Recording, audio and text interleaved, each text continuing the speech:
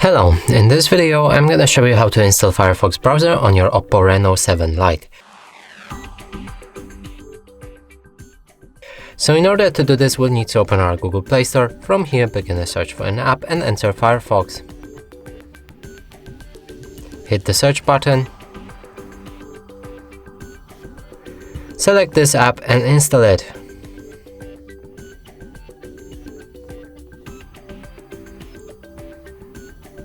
After installation process is complete, we'll be able to open our app.